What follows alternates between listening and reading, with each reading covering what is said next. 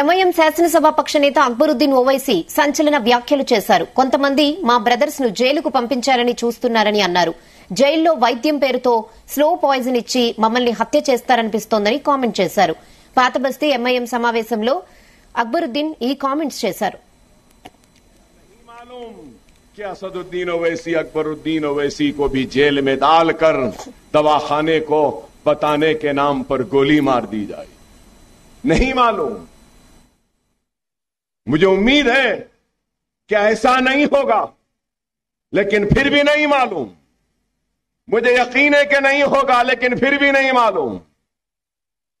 अरे गौर करो, थोड़ी देर के लिए अपनी आंखों को बंद कर तस्वुर करके देख लो, मजलिस नहीं, ओवैसी ब्रदर्स नहीं, ये कारकुन नहीं, ये सुदूर मोतमद नहीं, तो फिर हमारा कौन है? ये थोड़ी देर के लिए आंख बंद करके गौर करो।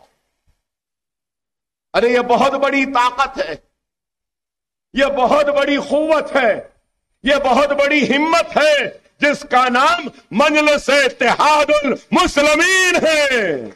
उनको परवाह नहीं है। ఎంఐఎం శాసనసభాపక్ష నేత అక్బరుద్దీన్ ఓవైసీ సంచలన వ్యాఖ్యలు చేశారు. కొంతమంది మా బ్రదర్స్ ను జైలుకు పంపించాలని చూస్తున్నారని అన్నారు. జైల్లో వైద్యం పేరుతో స్లో పాయిజన్ ఇచ్చి మమ్మల్ని హత్య చేస్తారనిపిస్తోందని కామెంట్ చేశారు. పాతబస్తీ ఎంఐఎం సమావేశంలో అక్బరుద్దీన్ ఓవైసీ ఈ కామెంట్స్ చేశారు. హైదరాబాద్ లో తాము చాలా బలంగా ఉన్నామని, అందుకే ఓడించేందుకు ప్రయత్నిస్తున్నారని తెలిపారు. ఎవరెంత ప్రయత్నించినా గెలిచేది మాత్రం తామేనని అక్బరుద్దీన్ స్పష్టం చేశారు.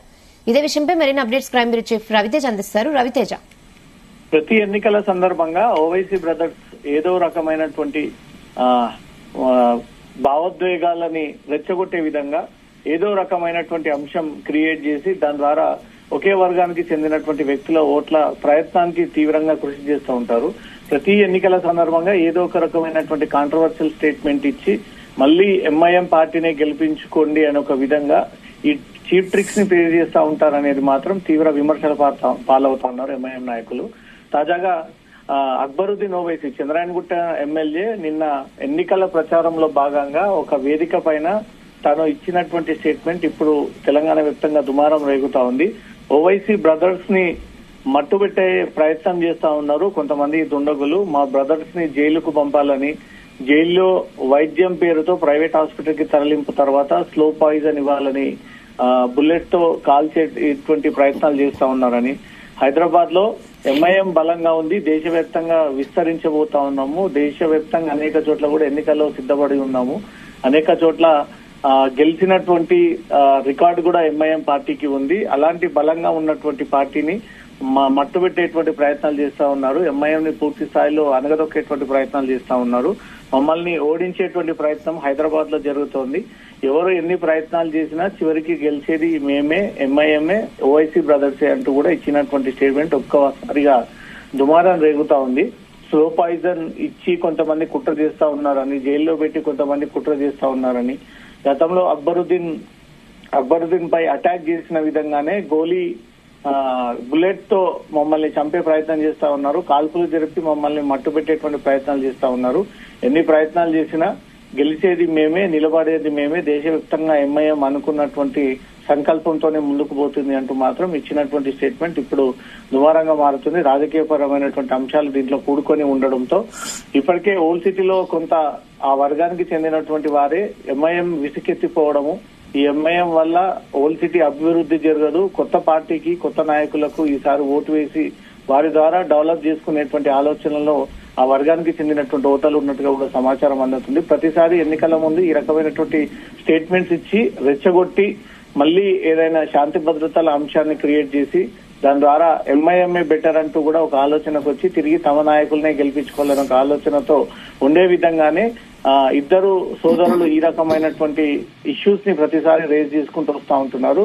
హైదరాబాద్ ఈసారి జరగబోయేటువంటి పార్లమెంట్ ఎన్నికల్లో మాత్రం గతంలో కంటే కూడా ఈసారి ఎంఐఎం కి ఓటింగ్ శాతం తగ్గేటువంటి అవకాశం ఉంది. ఎందుకంటే బలమైనటువంటి అభ్యర్థులని అక్కడ ఏర్పాటు చేయడము, దేశ చరిత్రలోనే, హైదరాబాద్ చరిత్రలోనే బీజేపీ పార్టీ నుంచి మొదటిసారి ఒక మహిళను అక్కడ ఎంపీ క్యాండిడేట్ గా నిలబెట్టడంపై చూస్తా ఉంటుంటే ముస్లింస్ యొక్క ఆదరణ పెరుగుతా వస్తూ ఉంది. బీజేపీ క్యాండిడేట్ కి ముస్లింస్ కూడా సపోర్ట్ గా ఉండు, ఆ వర్గానికి చెందినటువంటి ఓటర్లందరూ కూడా నిత్యం మాధవిలతతో ప్రచారానికి పాల్గొనడము, మాధవిలత లాంటి మహిళలు రాజకీయాల్లోకి రావాలి, డేర్ అండ్ డాషింగ్ గా ఉన్నటువంటి ఇలాంటి వారికి బీజేపీ టికెట్ ఇవ్వడం, తమ హైదరాబాద్ పార్లమెంట్ కి ఇవ్వడం సంతోషం అనేది మాత్రం ఆ వర్గం నుంచి ప్రశంసలు వెలువడతా ఉన్నాయి. ఈ టైంలో ఓవైసీ బ్రదర్స్ చేసినటువంటి ఒక స్టేట్మెంట్ మాత్రం తీవ్ర కాంట్రవర్షియల్ క్రియేట్ అయింది.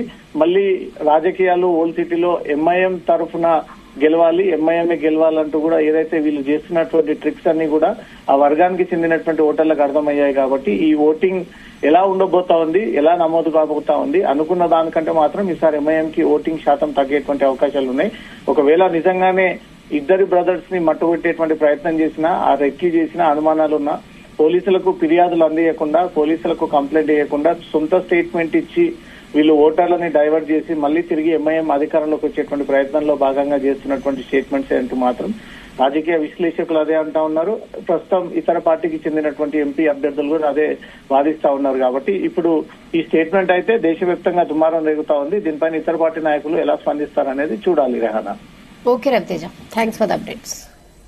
ये बहुत बड़ी कुव्वत है, ये बहुत बड़ी हिम्मत है जिसका नाम मजलिस-ए-इत्तेहादुल मुस्लिमीन है।